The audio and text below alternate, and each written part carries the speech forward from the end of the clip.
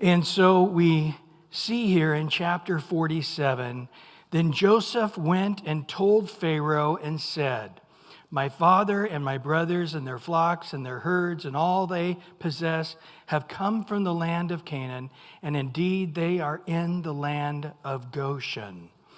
So this is a real signifier of how important Joseph was, and how, to a degree, emperors who are so isolated the way the emperors were at those times had to sort of vicariously live through other people, you know. So if you would, he's been following the story of Joseph along. And of course, you know, quite a story it was, you know. Facts are stranger than fiction, and Joseph's story is really quite an elaborate story.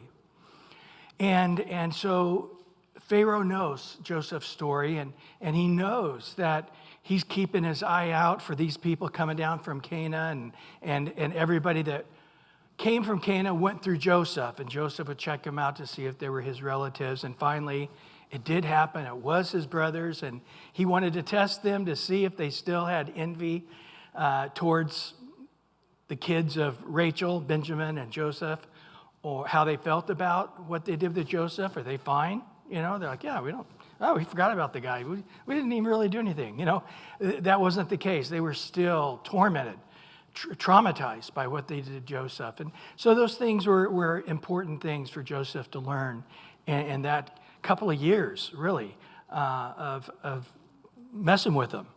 Quite humorous how that all played out. And so Pharaoh probably said, hey, I got to meet the family, you know.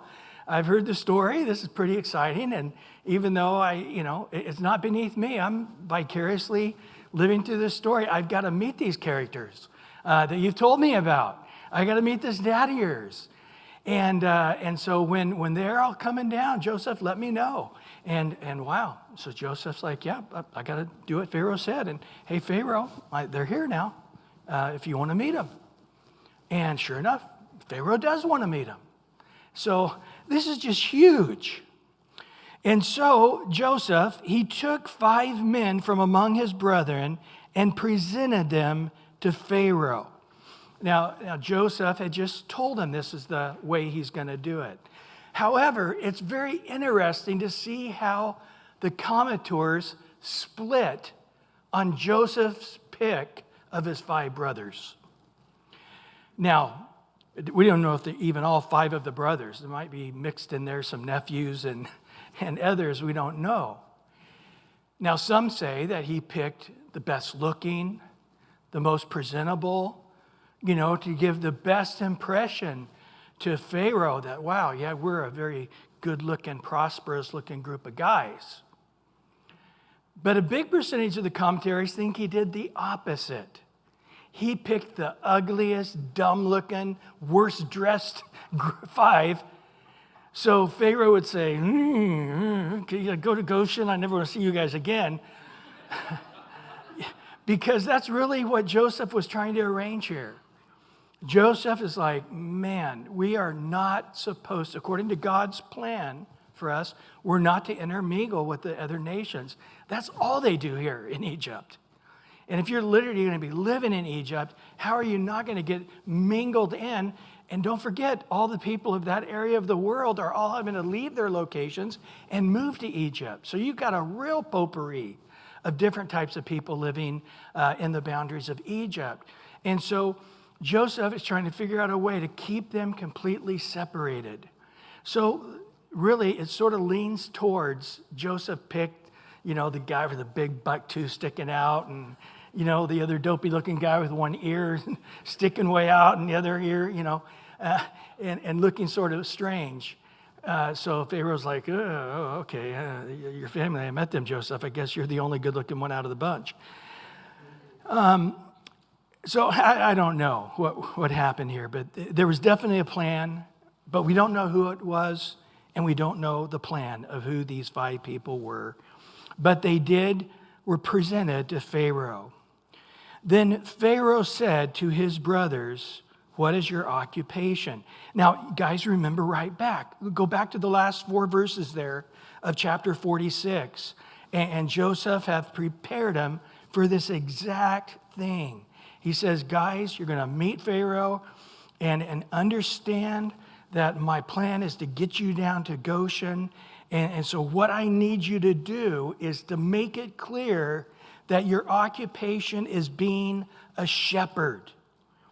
And you feed livestock. You also do that.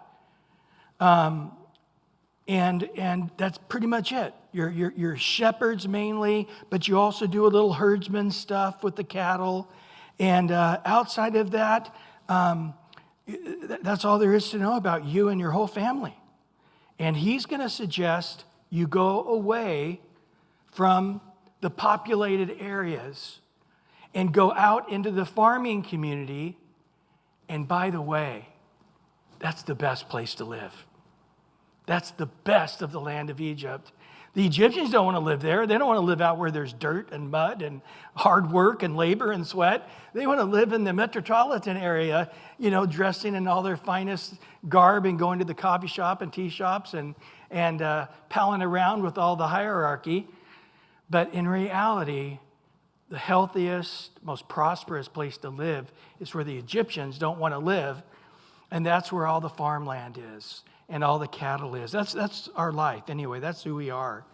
So we want to get out there to Goshen, and in the shepherd's eyes, they won't even come to see you because they think shepherds is the last thing they want to see. They don't even want to see you guys. They think so lowly of you. Excuse me.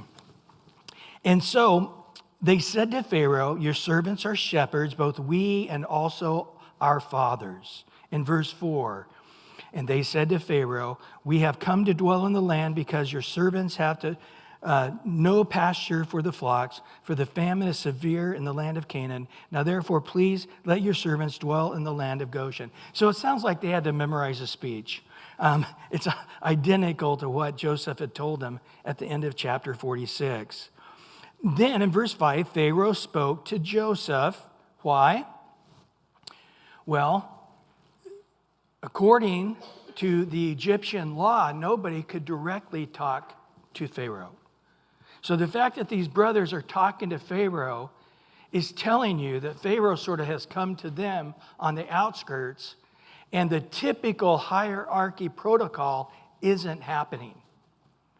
That they're actually seeing Pharaoh and talking to them, even though they weren't worthy to do that. But Pharaoh, even when he was in with the greatest of the Egyptians, Pharaoh, according to the Egyptian law, would not talk directly to anybody. That he was above all of that. So he's not talking to them, but he is talking to Joseph, mainly because Joseph's probably the translator as well, right? So maybe Joseph's translating everything his brothers are saying, and now he talks to Joseph to tell his brothers in Egyptian what it is that he is now saying. But there is some definite important nuances there when it says that he talked to Joseph. And he says, your fathers and your brothers have come to you, and the land of Egypt is before you. So they've come to see you, Joseph. I can see that this reuniting of your family with you is a good thing. They've come here for you, and they're here to be with you. And so give them, your father and your brothers, to dwell in the best of the land. Let them dwell in the land of Goshen. And if you know any competent men among them, then make them chief herdsmen over my livestock. So because it's the best area, that's probably where the royalty had their cattle and whatever they had, they owned, was cared for by others, and they would just get the money from it or get the eggs or the chickens or whatever that they needed that would be brought to them in the palace area. And so it could be a couple of things happening here.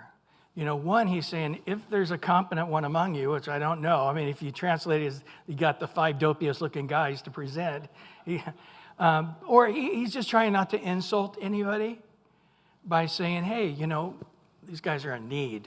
I'll throw them a bone. They can help be my herdsman, and they'll get the monthly paycheck from the Pharaoh, that'll help them out on the finance side of things. Or it could be also he's saying, man, if these guys are a tenth of what you are, Joseph, I want them to work for me. Because remember, when Joseph worked for Potiphar got wealthy. Then now he's taking care of Egypt, and he's like, man, if your family's anything remotely like you, Joseph, I want your whole family working for me. It could have been that. And whether they took him up on it, we don't know. Some say, yeah, they did. They became royal herdsmen. That gave them protections. That gave them a steady income. There's a lot of things that could have come from that. But we don't know if they took that job offer from him or not. And in verse 7,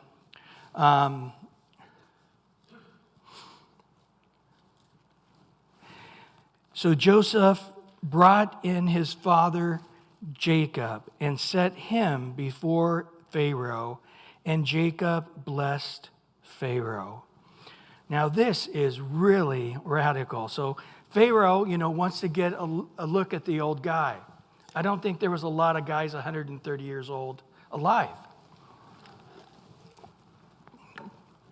Any of you guys want to meet a 130-year-old person? I mean, yeah, I'd go for it. Now, Jacob thinks he's near death. He's going to live another 17 years. So I think he's feeble at this time. But he's looking at Pharaoh, and very possibly he touches Pharaoh. I mean, that's really how the blessing goes in some way, right? I don't know if he's just sitting there, but maybe he puts his hand on Pharaoh. Maybe Pharaoh was a young boy. We don't know the specifics about this time. But he blesses him. Now, let me tell you, this would not happen typically. Because in this culture, the understanding is that the greater blesses the lesser. The lesser never blesses the greater. And in essence, by allowing Jacob to bless him, he is saying, I am under you. I am lesser than you. In Hebrews 7:7, taking an Old Testament principle, if you would, it says in Hebrews 7:7, now beyond all contradiction, the lesser is blessed by the better or the greater. And so this would be a complete insult normally, typically, but yet it happened. And so I wonder if Joseph is like, oh no, Dad, I don't know which, But evidently it all worked out just fine. And so Pharaoh said to Jacob, how old are you? After he blesses him, I guess. And Jacob said to Pharaoh, the days of the years of my pilgrimage are 130 years. Few and evil have been the days of the years of my life, and they have not attained to the days of the years of the life of my fathers and the days of their pilgrimage. So you think I'm old? You should have met my dad and my grandpa and my great-grandpa. Terah, he lived to be 205. Abraham lived to be 175. My dad, Isaac, lived to be 180. So 130 in my family is not that great. Matter of fact, it's substantially less than what my forefathers have lived. But they have not had the hard life I had. Poor me. Boo-hoo. I've had it worse than any of them. You couldn't even, if I told you the story, man, you would know how hard my life has been. Oh, we see Abraham at the end. There was just some things there that just weren't really kosher. Isaac really was very lukewarm most of his life. It's all of one chapter in the book of Genesis. And he was blind and stubborn and wasn't going to bless Jacob no matter what, even though God had ordained that he bless Jacob instead of Esau, but he wasn't going to give in to that. He was going to bless Esau. And he was, I want some red meat. I want you to eat. And after I eat a bunch of meat, then I'll bless you, Esau. It was a very fleshly thing. And of course, he said, I'm going to die any day. He ended up living an extra 37 years, was it? After he thought he was dying. So, Jacob has been in this death mode, it seems like, for a few years. Now we're going to learn at the end of this chapter, he lives another 17 years. So he's not that far away from dying. And the years that he would ultimately live weren't that far off from his forefathers. But he thought, I'm dying now, 130, that's a lot less than them, because he thought he was dying. But again here, it just doesn't give glory to God. I mean, imagine if you're standing next to your child and somebody says, well, how was it growing up in your parents' house? And my kids don't know I'm standing there. And they go, oh, it was torture. Oh, it was long and hard and grueling. And man, it was like slavery. It was just the worst. And then they turn around and look at you. And you're going, whoa. This is exactly what Jacob's doing to God. He's telling this pagan guy, yeah, we have the true God, but man, my life's been horrible. You wouldn't know I'm blessed. Now, remember in the last chapter, or a couple chapters back, when Benjamin was going to be taken to Egypt, and he thought, oh no, Benjamin's going to die there, and then I might as well kill myself. And he's saying everything's against me. Remember that? When in reality, God had been at work for over a decade to bless Jacob in ways that he couldn't even imagine. But even after he heard Joseph was still alive, he still can't get out of this funk. He can't get out of this really lack of faith way of looking at life, right? I'll tell you what, has it happened to you yet as a Christian? I don't feel like if I'm not getting my fair share right now, that I'm getting cheated. Because John 14 says a mansion awaits for me that Jesus is going to give me. He's a pretty good architect. Look at planet Earth. And he's building a mansion for me. I got a feeling it's better than anything, that's going on this earth. And so, yeah, life isn't fair here. Sin, Satan, hardship. I think if you're living in squalor in Haiti, you're thinking, man, those guys in America, I just don't have it fair. I'd have to agree with them. I think the richest person in Haiti would probably still be close to one of the poorest people in America, right? And I think one of the poorest people in America would be wealthy compared to Haiti standards. So, I think from our American point of view, a lot of times we get really skewed. Well, how could God allow that? I wanted that 10-bedroom house of 14,000 square feet, and I couldn't afford it. I had to buy an 8,000 square foot home with only 2 swimming pools. How can an evil God like that exist? I'm an atheist. It's ridiculous how we get sometimes. It really is. And I really wish somebody would just kick Jacob right in the butt at this point and say, quit dishonoring your God. He has spoken to you. How many of you guys have got to wrestle with God all night? I'd sure like to wrestle with the Lord all night. How many of you guys have heard God's voice speak to you? Had a dream like Jacob did. He actually got to see Jesus in that ladder going up to heaven, coming and down, the angels going up and down. We go to John. Jesus said, that was me. I'm that ladder. You were looking at the Messiah. I was a ladder, but you were looking at me. Yeah, Jacob, yeah, let's say it. He did have a hard life, but 90% of it was his own bad attitude. 97% of it is because he kept making foolish choices. He was a self-willed man, fighting, kicking, biting to get his own, whatever that meant. Whether it was his blessing or his inheritance or his amount of money or what Laban owes me or what my brother owes me or what my dad owes me. Everybody owes me. And yeah, his life was harsh. I think of that Proverbs 13:15 in the Old King James. I like the way it says. It says that the way of the transgressor is hard. Yeah, he was a transgressor, and that's why it was hard. And I'll tell you what, I've seen some beautiful, beautiful Christian people who, until they were 40 years old, they were on drugs or an alcoholic. And they're the most incredibly beautiful, fruitful people now. But man, they get to 45, their teeth are all falling out. And time they get to 47, they look like they're 87. And yeah, the way of those first 40 years of their life was hard. It was hard. I don't judge them, I don't condemn them. I just want to hug them. But it was hard. Jacob's life was hard.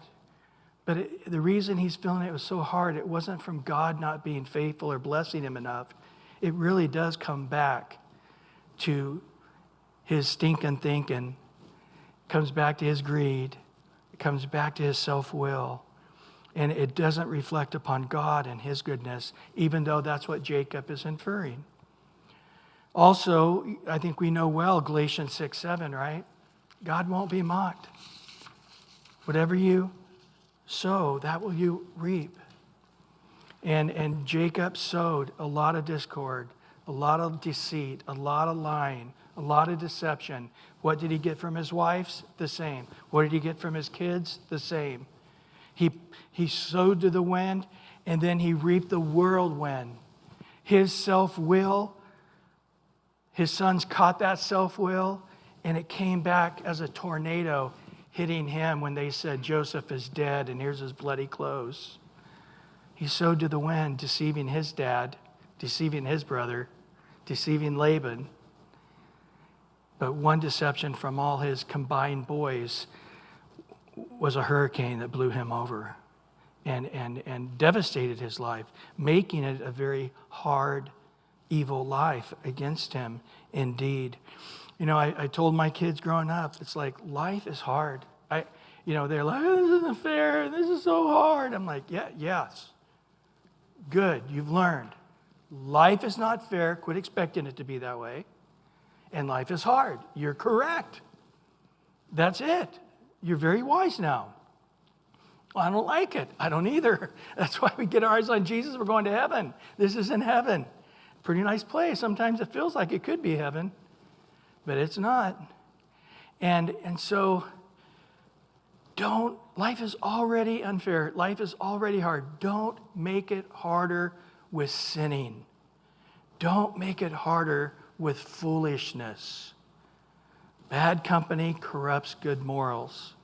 Don't get around a group of people that'll take you in the wrong direction.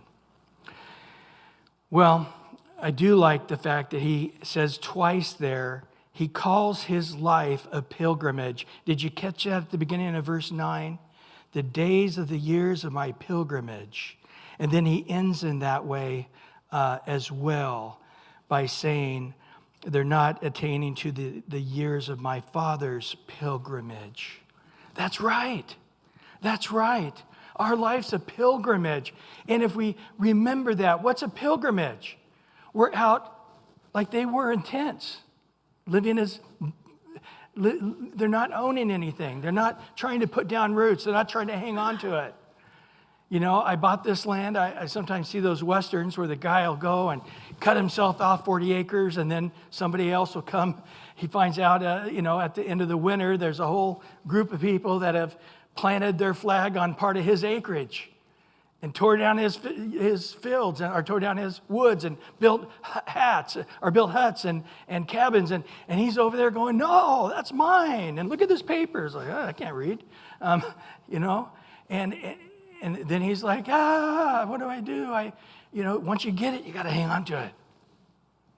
You know what I mean? There's this stress, and that we don't. We're here, the Bible says the earth is the Lord's and all that's in it. And in 1 Corinthians 2, he says, you are possessors of all things.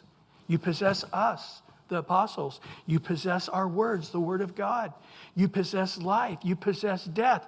You possess everything. We possess the mountains. Isn't that awesome? I don't have to have a cabin up in Big Bear. I can just go drive out there and start hiking up any hill and enjoy it. I can just go down and lay at any beach. I own it all.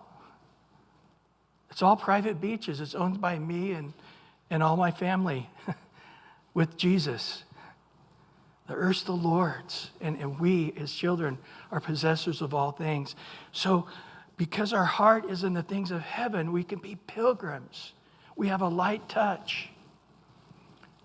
Jesus says, if somebody tells you, take my armor and carry it a mile, say, no, I'll carry it too. If they demand this from you, then give them that also. I want your staff. Hey, take all my clothes also here. Don't resist them. You don't have to. We're not trying to hang on to something. The Lord's given you. You don't have to worry about tomorrow what you're going to eat or wear or drink. God's going to take care of it. Trust him. And so he's saying, I've been a pilgrim here. I don't possess anything. They did own a little bit of tiny land for a burial plot. That's it. So when I left Cana, it's not like I left the farm behind or I left a bunch of lands behind that are mine. I don't possess them. And now that I'm gone, somebody else can possess them. It's okay. I'm a pilgrim. And that's the way my fathers lived. We were all just pilgrims. That's the heart God wants us to have. In Hebrews 11, verse 13 to 16, these all died in faith, all the men of God throughout the history of planet Earth, starting with Abraham on forward. Starting with Adam on forward. All the men who are men of God, who please God by their faith, they all died in faith, not having received the promises. Do you hear this? Hebrews 11:13, they didn't receive the promises. Did Abraham see his kids as the stars of the sky? No. Abraham saw Isaac. That was it. Okay? He saw one kid. So they didn't receive the promises while they were still on earth, but having seen them afar off, were assured of them, embraced them, confessed that they were strangers and pilgrims on the earth. Do you hear this? They confessed with them, they're pilgrims, they're strangers on this earth. For those who say such things declare plainly that they seek a homeland. And truly, if they had been called to mind that country which they had come out of, and they would have an opportunity to return. But now they desire a better, that is, a heavenly country. Therefore, God is not ashamed to be called their God, for he has prepared a city for them. God is not ashamed to be called their God. People who are embracing the promises of God that we've not yet received in this life, but we're going to receive them in the life to come. We're going to see also where Jacob is clear. Hey, I'm going to die and I'm going to be gathered together with my people. Isn't that the truth?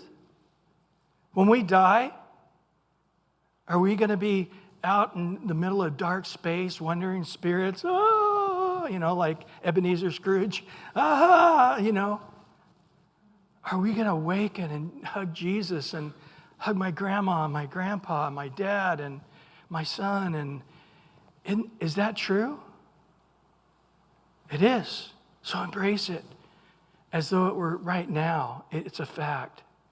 God's well pleased to be called your God, people that are willing to walk by that kind of faith.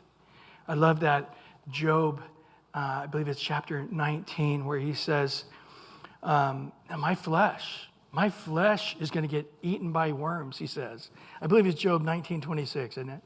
My flesh is going to get eaten by worms.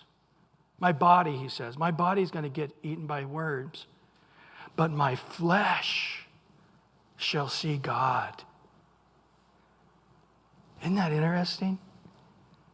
Job knew that even though my body's going to get ate, yet I'm going to be in a flesh seeing God. My eyes are going to be there. I'll be seeing him. I'll be touching him. And he rejoices. That's the way the men of God were pilgrims. Job had that heart of pilgrimage. Naked I came in this world, naked I go out. Blessed be the name of the Lord. Though he slay me, still I'll trust in him. Is it right that God only is our God when we're being blessed, and when we stop getting blessed, we deny him? Or should we not bless him when we've lost everything? And we got boils all over your body and you're in pain, and the only comfort you have is a piece of pottery to scratch yourself. All the pus and the sores. That's the only relief I have on planet Earth. I still will praise God. Psalms 84, David talks about this in verse 5. Blessed is the man whose strength is in you, whose heart is set on what? Pilgrimage. Blessed is that man. Well, Jacob, I think, had stinking thinking, and I don't think it was very glorifying to God. And if anything, again, it's a contrast between Joseph, who really did have a life that was evil and harsh. He really did. And yet we never hear Joseph talking negative like that, do we?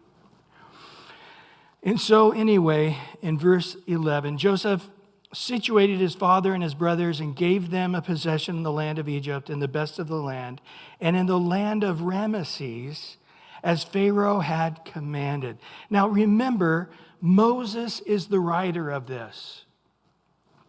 And at his time, when Moses was writing, Goshen had not been called Goshen for probably hundreds of years. It had been, eventually, Ramesses wasn't even thought of at this point. But there'd be Ramesses first, and then at the time of Moses was Ramesses the second. And so we actually learn in Exodus 11, or Exodus chapter 1, verse 11, therefore they set taskmasters over them to afflict them with their burdens, and they built for Pharaoh supply cities in Pithom and Ramesses. So they would have no knowledge of Goshen. So he's specific going, yeah, they lived in the land of Goshen, and we know exactly where that is. It's east of the Nile, a very fertile land to this day, to this very day.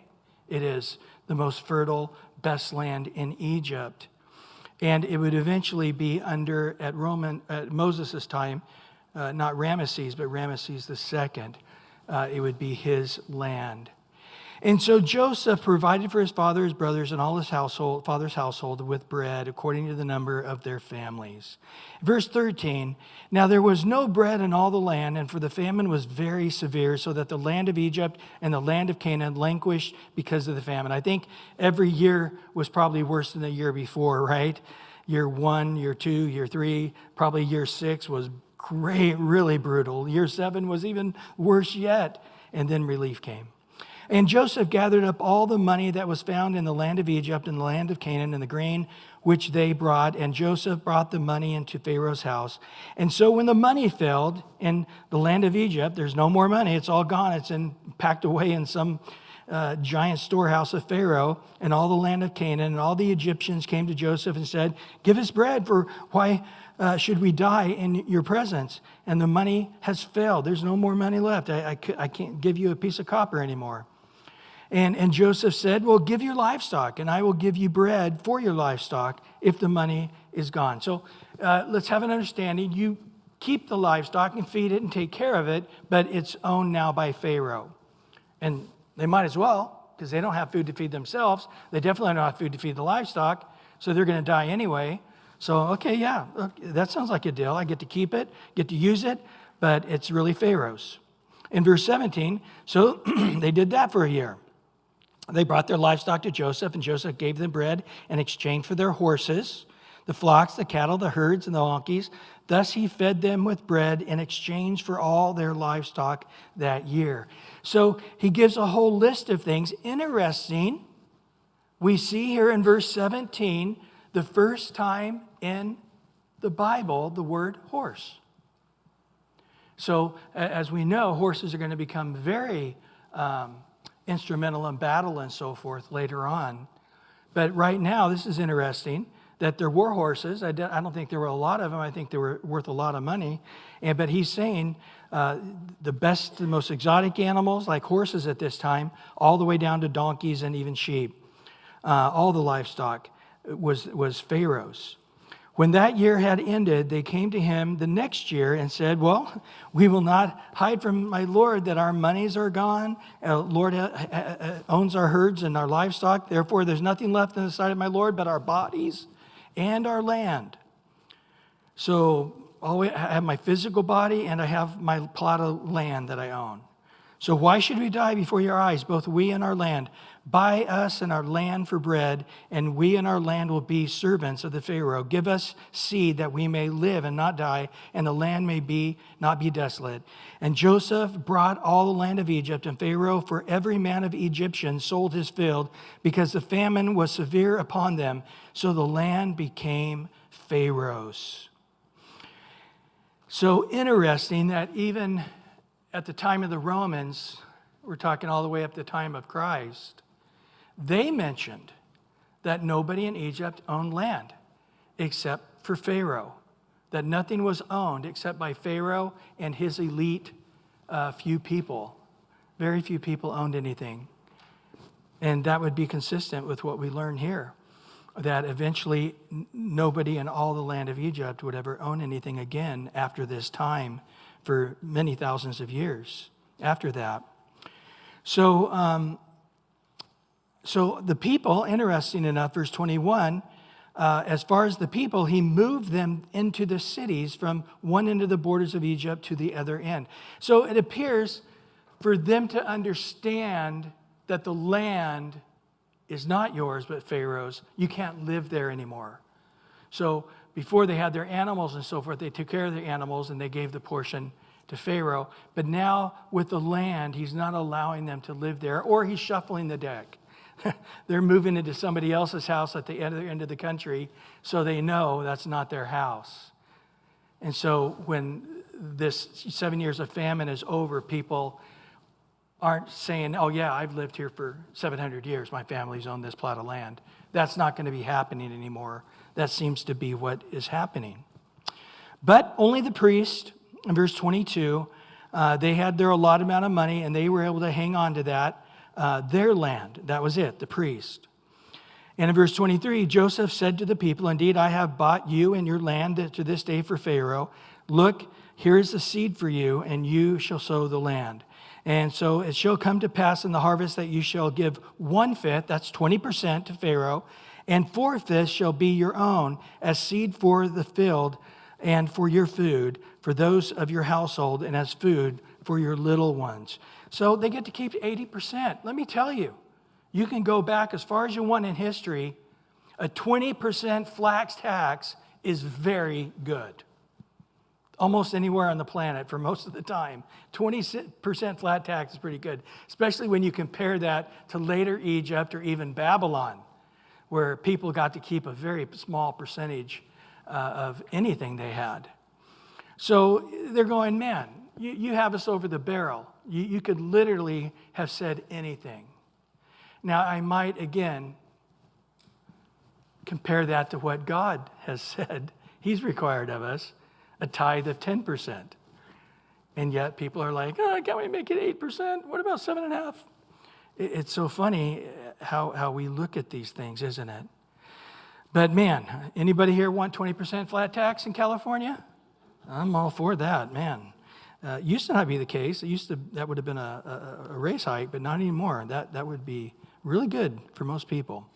Verse 25, so they said, you have saved our lives. Let us find favor in your sight, my Lord, and we will be Pharaoh's servants. And Joseph made it a law over the land of Egypt to this day that Pharaoh should have 1/5, except for the land of the priests only, for one and for which did not become Pharaoh. So all the way up to the time of Moses, okay, over 400 years later, there's still the 20% thing is going on because Joseph set it up, a Jew who oversaw all of Pharaoh's, the Egyptian stuff. So even though that 20% was set, when we get to Exodus chapter 1 in just a few weeks, we're going to realize that they don't remember Joseph and all the great things he did at all. But in verse 27, so Israel dwelt in the land of Egypt, in the country of Goshen, and they had possessions there and grew and multiplied exceedingly. So the handful of people, probably closer to 100. I know last week they said 66 and then counted this and that, and there's 70. And then, of course, in the Septuagint version, it said 75, and in Acts, Stephen quotes the 75. But, of course, in the Septuagint, in chapter 46, verse 20, when it says, and this is the children of Joseph, it actually mentions his 2 sons and their 5 sons. In the Septuagint, verse 20 of chapter 46 is much larger. It actually lists the 5 sons, grandsons of Joseph. So you add those 5 grandsons of Joseph in, like the Septuagint does, then on down when you're looking at verse 25 and it says there's 70, that's why you get the 75. But in reality, there were other people that were straggling along. So they were probably about 100 people. So if you look at the time you're looking at Isaac alone, and you do the math and the amount of time that went on, and there's 70 people at this point, it's about a 6% increase, which isn't too bad. So 70 people, and you add up 400 years going at even 5%. Let's say that you started with 100 people, and 400 years you have 5%. You're looking at millions of people now, guys. So they really were blessed in the land. That kind of growth is great. Today, you guys know what the population at Earth growth is. It's very, very, very small. Negative in some countries even. And so they were really blessed and multiplied. And Jacob lived in the land of Egypt 17 years. So that's interesting because we learned earlier when Joseph met Jacob again, he had been in the land, how long? 17 years. He had been separated from his dad for 17 years when he was sold as a slave. And now God gives back to Jacob. Evil and hard has been his days. But God gives him that 17 years back to Joseph, to him. Even though Jacob said, man, I'm ready to die, I need a second now. In reality, he probably was about ready to die any second. But God blessed him with 17 years more to live, to reward him in a sense, to have that time for Joseph, to have that time with his dad that he had lost, and vice versa. But anyway, so the length of Jacob's life was 147 years. 130 earlier, 17, 147. It all adds up. And so when the time drew near that Israel must die, he called his son Joseph and said to him, now, if I have found favor in your sight, please put your hand under my thigh and deal kindly and truly with me. Please do not bury me in Egypt. Now, this whole thing about putting your hand under the thigh and swearing, we don't see it too much. The last time we saw it is back in chapter 24, where Abraham said to his servant, put your hand over my thigh and promise me to go back to the land of the Ur of the Chaldees and find a wife for my son Isaac, and you'll swear to me that you won't let him marry a Canaanite woman. And so he ended up putting his hand under Abraham's thigh, and he swore to him he would find a bride from the Ur of the Chaldees for Isaac. And so now we see it again. So it's been a long, long time since we've seen the old hand under the thigh trick. But he's doing it. And so, hey, Joseph, you may not be too familiar with this, but you might have remembered the story about Abraham. But anyway, here, we're going to resurrect this thing. Put your hand under my thigh. And be kindly, Deal kindly and truly with me. Please do not bury me in Egypt, but let me lie with my fathers. You shall carry me out of Egypt and bury me in their burial place. And he said, I will do as you have said. And then he said, swear to me. And he swore to him. So Israel bowed himself on the head of the bed. And interesting, here again is one of those things where the Greek Septuagint, which is the translation of the Hebrew Bible into Greek, it says there that he leaned on his staff instead of he put his head on the head of the bed. And really, at this time, they were sleeping on mats. So I don't really know if there even was a head of a bed. But in reality, it could be both. However, when Paul translates this verse in the book of Hebrews, chapter 11, verse 21, he uses the Septuagint translation, which does say he leaned on the top of his staff, rather than he leaned on the head of his bed. I like what Dr. Morris said in his commentary. He was so old and feeble, he probably did both. He put his head on the top of the bed and he leaned on his staff, both. But he's going to die here any day. But yet he has enough strength to give us chapter 49, or chapter 48 and chapter 49. He did a lot of talking, a lot of praying, and a lot of blessing, and a lot of prophesying. So he really did muster some strength up. So when we read this little thing, he mustered some strength and bowed himself, and then we get him talking, and we're going to see him do a lot of talking in chapter 48 and 49.